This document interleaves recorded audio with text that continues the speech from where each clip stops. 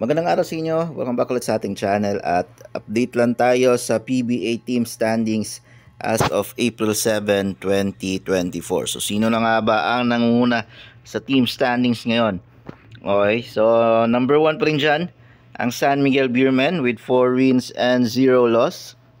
So nakaka 4 game winning streak na sila. Pangalawa naman dyan ang NLEX Road Warriors with 5 wins and 1 loss. 4 game winning streak din sila. Pangatlo naman ang Northport Bat ng Pierre with 4 and 1 win-loss record. 4 game winning streak din sila, guys. Yung top 3 natin sa standings is parehong naka 4 game winning streak. Pang-apat naman sa standings ngayon ang Blackwater Bossing with 3 wins and 2 losses.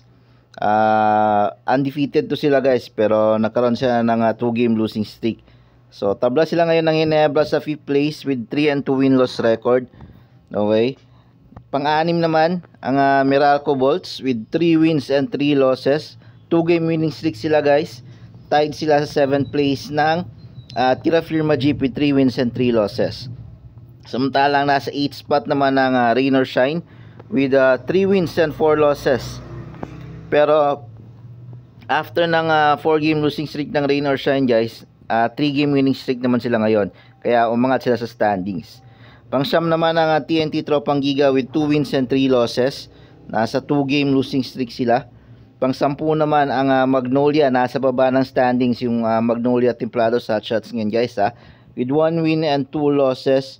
So matapos nilang manalo sa kanilang first game, back-to-back losses yung natamo ng Magnolia. Pero nasa 3 game schedule pa lang naman sila.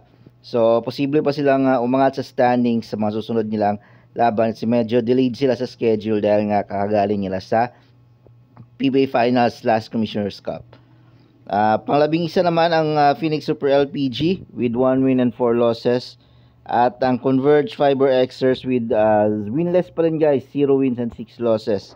6 game losing streak. So maraming nagsasabi na yung Converge is nagtatank yata sila or nagpapasadya silang magpatalo para makuha nila yung number 1 pick next PBA draft, which is ang target nila is si Justin Baltasar. So yun lang yung update natin, guys, sa PBA team standings as of April 7, 2024. Maraming salamat sa panonood.